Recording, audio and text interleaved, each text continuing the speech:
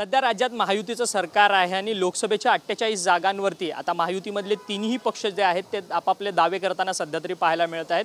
या सगळ्या संदर्भात बोलण्याकरता आपल्यासोबत राष्ट्रवादी काँग्रेस पक्षाचे प्रवक्ते आनंद परांजपे सर आहेत। आनंद परांजपे सर, राहुल शेवाळे हे आता सध्या शिवसेनेतून लोकसभेचे सदस्य आहेत। ते स्वतः ते म्हणतात की शिवसेना पक्षाकडे आता सध्या तरी 18 खासदार आहेत आणि आम्ही जवळपास 22 जागांवरती महाराष्ट्रामध्ये खासदारकीची निवडणूक लढू। खरं तर 48 जागा आहेत। महायुतीमध्ये 3 पक्ष आहेत, तिन्ही पक्ष एकत्रित निवडणूक लढणार आहे। या त्यांच्या दाव्याकडे कसं पाहता आणि राष्ट्रवादी किती जागांवरती निवडणूक लढणार महाराष्ट्रात? 2019 ची ज्यावेळेला लोकसभेची निवडणूक झाली त्यावेळेला शिवसेनेने 22 जागा आणि भाजपने 26 जागा अशा प्रकारे युतीमध्ये जागा वाटप लोकसभेचं झालं होतं। आता 3 पक्षांचं सरकार आहे, महायुतीचं सरकार आहे आणि त्यामुळे मला वाटतं की राहुल शेवाळेंनी कुठल्याही दावा करण्यापेक्षा तिन्ही पक्षांनी आपले 2-2 नेते समन्वय समितीमध्ये दिलेले आहेत। समन्वय समितीमध्ये प्रत्येक सीटमध्ये ज्या पक्षाची ताकद आहे, कोण जिंकू शकतं आणि विनेबिलिटी हा एकमेव क्रायटेरिया असेल आणि तिन्ही पक्षाचे नेते एकत्रितपणे बसून महायुतीमध्ये जागा वाटप लोकसभेचं होईल।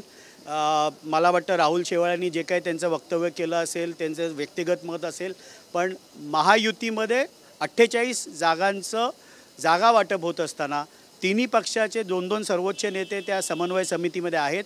त्या समन्वय समितीमध्येच निर्णय जागांचा होईल। खरं तर गोपीचंद पडळकर सातत्याने अजित पवारांवरती टीका करताना पाहायला मिळतात। देवेंद्र फडणवीस जे राज्याचे उपमुख्यमंत्री आहेत त्यांनी गोपीचंद पडळकर यांना समजसुद्धा दिलेली होती, परंतु धनगर आरक्षणाच्या संदर्भात राज्यभरात गोपीचंद पडळकर सभा घेत फिरत आहेत। अमरावतीमध्ये काल सभेमध्ये ते म्हणाले आहेत की खरं तर STD अर्थात साहेब, दादा आणि ताई यांच्या गुलामगिरीतून बाहेर व्हा, आपले फक्त एकच साहेब आहेत, बाबासाहेब।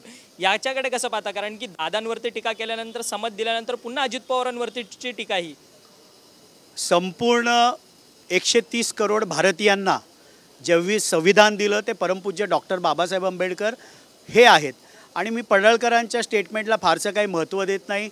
पक्षामध्ये देखील त्यांना अनेक वेळा मागच्या वेळेला बावनकुळे साहेबांना स्वतः व्यक्तिगत माफी अजितदादा पवार साहेब यांची त्यांच्या वक्तव्यामुळे मागायला लागली आणि मला विश्वास आहे की देवेंद्र फडणवीस जी असतील, पडळकर साहेब, बावनकुळे साहेब असतील, हे पडळकरांना सांगतील की त्यांनी मर्यादेमध्ये टीका जरूर करावी, पण टीकेची एक मर्यादा, एक शैली असली पाहिजे आणि फार पडळकरांना महत्त्व देण्याची काही गरज नाही। त्यामुळे तुम्ही म्हणतात पडळकरांना महत्त्व देण्याची गरज नाही, परंतु महायुतीचं सरकार आहे, कुठे ना कुठेतरी महायुतीमधला मिठाचा खडा टाकण्याचं काम गोपीचंद पडळकर हे करतात आहेत का? कारण की ज्या पद्धतीने ते टीका करतात। आता महायुतीच्या दुधामध्ये मिठाचा खडा जर पडळकर साहेबांना टाकायचाच असेल तर ह्याच्यावर लक्ष माननीय उपमुख्यमंत्री देवेंद्र फडणवीस साहेब आणि प्रदेशाध्यक्ष बावनकुळे साहेब यांनी अधिक दिलं पाहिजे, कारण मिठाचं सप्लाय जर पडळकरांना होत असेल तर ते त्यांनी नियंत्रण केलं पाहिजे। खरं तर बोरवणकर ज्या पुण्याच्या माजी पोलीस आयुक्त आहेत त्यांनी अजित पवारांवरती टीका केली आहे। अजित पवारांचं नाव न घेता अर्थात दादा म्हणून पुस्तकात उल्लेख करून त्यांनी येरवड्यामधल्या 3 एकरच्या भूखंडाचा खुलासा केलेला आहे त्या सगळ्या संदर्भातला। परंतु सातत्याने उपमुख्यमंत्री अजित पवार हे ज्यावेळेस मुख्यमंत्रीपदाच्या शर्यतीत असतात सातत्याने त्यांच्यावरती कोणत्या ना कोणत्या तरी आरोप होत असतात। यावरती आशिष शेलार म्हणतात की कोणीतरी अदृश्य शक्ती आहे जी अजित पवारांवरती आरोप लावते। याबाबत माननीय उपमुख्यमंत्री अजितदादा पवार साहेब यांनी आजच दुपारी 3 वाजता पत्रकार परिषद घेऊन सविस्तरपणे आपली भूमिका मांडलेली आहे, त्यामुळे अधिक या विषयावर बोलणं उचित राहणार नाही।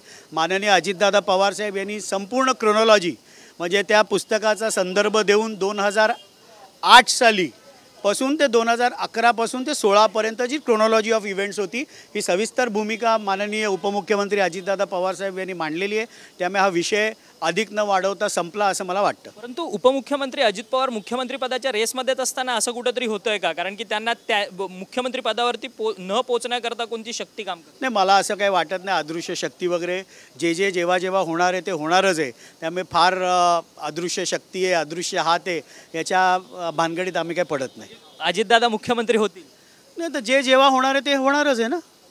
खरं तर धन्यवाद. हे होते आनंद परांजपे, राष्ट्रवादीचे प्रवक्ते आहेत. त्यांनी सांगितले की खरं तर गोपीचंद पडळकर यांनी संपूर्ण महायुतीमध्ये महायुतीच्या दुधामध्ये मिठाचा खडा टाकू नये आणि ज्या पद्धतीने आता लोकसभेच्या जागांचा विचार केला जातोय, प्रत्येकाला समन्वय समिती गठीत केलेली आहे. ते समन्वय समिती जो निर्णय घेईल तो अंतिम निर्णय असेल असं जे मत आहे ते आनंद परांजपे यांनी आपल्याशी बोलताना व्यक्त केलेलं आहे. व्हिडिओ जर्नलिस्ट संदेश बैकरसह अक्षय मंकणी, TV9 मराठी, मुंबई.